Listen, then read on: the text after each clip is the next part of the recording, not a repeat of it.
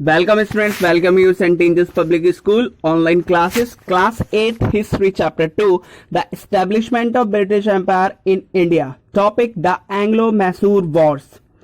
इस क्लास में हम एंग्लो मैसूर वॉर्स के बारे में डिस्कस करेंगे। प्रीवियस क्लासेस में हमने बैटल ऑफ प्लासी और उसके साथ बैटल ऑफ बक्सर के बारे में डिस्कस किया था। अब हम बात करेंगे एंग्लो मैसूर वॉर्स के बारे में कि एंग्लो मैसूर वॉर्स कहां हुई, किसके बीच में हुई और इसके साथ साथ ये वॉर्स का मेन रीजन क्या था, क्यों हुई। तो सबसे फर्स्ट बात करते the Anglo Mysore Wars were A series of Wars. जो एंग्लो मैसूर वॉर्स थी इसमें एक वॉर नहीं हुई बल्कि 4 वॉर्स हुई, इसलिए हमने एंग्लो मैसूर वॉर्स को सीरीज ऑफ वॉर्स कहा क्योंकि इसमें कई सारी सीरीज हुई थी वॉर्स की। इसके साथ साथ between the kingdom of Mysore and the British east India company, जो एंग्लो मैसूर वॉर्स हुई थी ये किसके बीच में हुई थी, मेन मैसूर और इसके साथ साथ British east India company. That means कि किंगडम ऑफ मैसूर और इसके साथ ब्रिटिश ईस्ट इंडिया कंपनी के बीच में एंग्लो मैसूर वॉर्स हुई थी। अब मेन नेक्स्ट बात करते हैं, Mysore had grown in strength under the leadership of powerful rulers. इसके साथ साथ मैसूर अब क्या कर रहा था, ग्रो कर रहा था। किस चीज में ग्रो कर रहा था, एक ताकतवर, एक शक्तिशाली मैसूर के रूप में वो ग्रो कर रहा था, मतलब कि एक ताकतवर राज्य के रूप में वो ग्रो कर रहा था। और इसको ताकतवर के साथ साथ इसकी लीडरशिप कौन कर रहे थे, बहुत ही पावरफुल रूलर्स कर रहे थे इसकी लीडरशिप। और वो रूलर्स कौन कौन से थे, लाइक सबसे फर्स्ट हैदर अली और सेकंड जो आपके हैं वो कौन है, टीपू सुल्तान। तो टीपू सुल्तान और हैदर अली के टाइम पर जो मैसूर था उसकी जो स्ट्रेंथ थी, ताकत थी, वो बहुत ज्यादा बढ़ गई थी। क्यों बढ़ गई थी, क्योंकि जो लीडरशिप कर रहे थे मैसूर का वो बहुत ही पावरफुल रूलर्स कर रहे थे। हैदर अली का जो रूलर टाइम है वो 1761 से लेकर 1782 तक है और टीपू सुल्तान की बात करते हैं तो उनका टाइम पीरियड है 1782 टू 1799 तक। नेक्स्ट बात करते हैं, Mysore control the profitable trade of the Malabar coast. जो मालाबार कोस्ट था उसका मेन, उस पर जो कंट्रोल था वो किसका था, मैसूर का था। और जो वहां पे ट्रेड हो रहा था वो काफी प्रॉफिटेबल, मतलब कि लाभदायक, बहुत ज्यादा अच्छा हो रहा था। तो उस पर कंट्रोल किसका था, मेन मैसूर का। Where the company purchase pepper and cardamom. क्या करता है, इसके साथ साथ वहीं पर कंपनी क्या करती थी, परचेज करती थी पेपर और इसके साथ साथ कैडमोन को। इसके बाद नेक्स्ट बात करते हैं, in 1785 Tipu Sultan stop the export of sandalwood, pepper and cardamom. क्या हुआ, 1785 में टीपू सुल्तान ने क्या किया, टीपू सुल्तान ने एक्सपोर्ट बंद कर दिया। मतलब कि जो सैंडलवुड, इसके साथ साथ पेपर और कैडमोन थे, इनका टीपू सुल्तान ने 1785 में क्या कर दिया, इनका एक्सपोर्ट करना स्टॉप कर दिया, बंद कर दिया।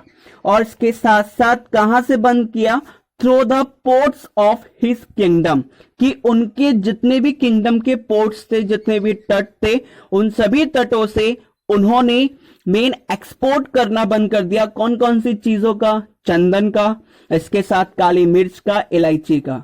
And disallowed local merchants from trading with the company. इसके साथ साथ मेन जो भी उनके लोकल मर्चेंट्स थे उनको डिस अलाउ कर दिया, उनको मना कर दिया कि अब आप कंपनी के साथ ट्रेड नहीं करोगे। ये सारी चीजें कब हुई, 1785 में। 1785 में टीपू सुल्तान ने क्या कहा, टीपू सुल्तान ने अपने सैंडलवुड, पेपर के साथ कैडमोम को क्या किया, एक्सपोर्ट करना बंद कर दिया। वो भी कहां से, अपने किंगडम के पोर्ट्स से, जो भी उनके किंगडम में पोर्ट्स आते थे। इसके साथ साथ लोकल मर्चेंट्स को स्टॉप कर दिया, रोक दिया, कि उनको मना कर दिया, डिसअलाउ कर दिया कि आप ट्रेड नहीं कर सकते, वो भी किसके साथ, कंपनी के साथ। इसके बाद नेक्स्ट पॉइंट पे आते हैं, Tipu Sultan had also establish a closer relationship with the French in India. अब क्या हुआ, टीपू सुल्तान ने बहुत अच्छे संबंध इस्टेब्लिश किए और इसके साथ साथ किसके साथ इस्टेब्लिश किए? इंडिया में जो फ्रेंच थे, आपको पता है कि पोर्तुगीज यहां पे आए थे, डचेस यहां पे आए थे और इसके साथ ब्रिटिशर आए, फ्रेंच भी आए। तो फ्रेंच के साथ टीपू सुल्तान ने बहुत अच्छे और बहुत ज्यादा क्लोज रिलेशनशिप क्या किए? इस्टेब्लिश किए, स्थापित किए। And modernised his army with their help, और अपनी आर्मी को उन्होंने क्या किया? मॉडर्नाइज्ड किया, मतलब आधुनिक किया। मतलब अपनी आर्मी के लिए उन्होंने कई सारे इक्विपमेंट्स, इसके साथ कई सारे वेपन्स और कई सारे अलग अलग अपनी आर्मी को उन्होंने क्या किया? मॉडर्नाइज किया, मतलब आधुनिक बना दिया। और वो भी किसकी हेल्प से? मेन फ्रेंच की हेल्प से। नेक्स्ट बात करते हैं, the company saw Hyder and Tipu has ambitious, arrogant and dangerous ruler. Company ने देखा, क्या देखा? कि जो हैदर अली है और जो टीपू है वो काफी एम्बिशियस है, एरोगेंट है और काफी डेंजरस क्या है? रूलर है। इसके साथ साथ कंपनी और मेन मैसूर के बीच में मोस्टली कितनी वॉर्स हुई थी? 4 वॉर्स हुई थी। 4 Wars were fort with Mysore, मतलब कि ब्रिटिशर्स ने मैसूर के साथ 4 वॉर, मतलब 4 लड़ाइयां लड़ी। पहली 1767 से लेकर 69 तक, सेकंड 1780 से लेकर 84 तक, थर्ड 1790 से लेकर 92 तक और फोर्थ 1799 में। तो ये 4 वॉर्स लड़ी गई, वो भी किसके बीच? किंगडम ऑफ मैसूर और ब्रिटिश ईस्ट इंडिया कंपनी के बीच। अब बात करते हैं, तो ये वॉर्स तो लड़ी गई और लास्ट में क्या कंक्लूजन निकला? इनका कंक्लूजन ये निकला, at last in the battle of Seringapatam the company ultimately got a victory. जो सबसे लास्ट बैटल हुई 1799 में, और बैटल हुई कहां पे थी? सेरिंगपटम में हुई थी। तो इस बैटल में लास्ट जो आखिरकार जो जीत हुई वो किसकी जीत हुई? कंपनी की जीत हुई। इसके साथ कंपनी ने क्या किया? अपने आप को स्टैब्लिश कर दिया मैसूर। इसके साथ साथ नेक्स्ट आगे क्या हुआ? टीपू सुल्तान वो क्या हो गए? मर गए। कैसे मरे? अपने कैपिटल को मेन बचाने के चक्कर में, अपने कैपिटल को बचाते हुए वो क्या हो गए? मर गए। तो Tipu Sultan was killed defending his capital Seringapatam. जब वो अपने कैपिटल सेरिंगपटम बचा रहे थे तब वो क्या किए गए? मारे गए। और लास्ट में क्या हुआ? एक अलायंस कर दी गई, किसके साथ? मेन अलायंस लगा दी गई। A subsidiary alliance was impose on the state. State पर एक क्या लगा दी गई? सब्सिडरी अलायंस लगा दी गई, मतलब एक संधि कर दी गई, एक समझौता कर दिया गया।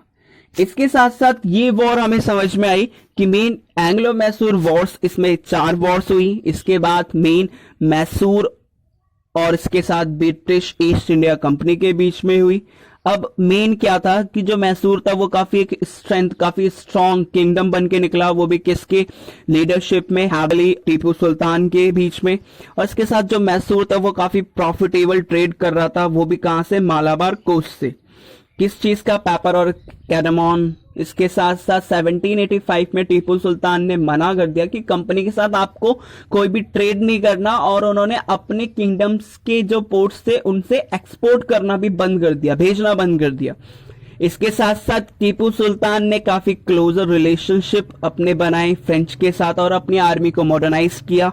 इसके साथ साथ नेक्स्ट जो कंपनी ने ये देखा कि हैदर अली और टीपू सुल्तान ये दोनों ही काफी एम्बिशियस, काफी डेंजरस और काफी एरोगेंट रूलर्स हैं, और 4 वॉर्स हुई। और इसके साथ साथ में लास्टली फाइनली टीपू सुल्तान क्या हो गए? हार गए। तो ये सारी की सारी चीजें हमें कंक्लूजन निकल के आता है कि मेन एक तो सबसे एंग्लो मैसूर वॉर्स का सबसे मेन रीजन जो हम निकल के इसमें बैकग्राउंड में हमने देखा, सबसे फर्स्ट कि जो मैसूर एक पावरफुल किंगडम बन के निकला।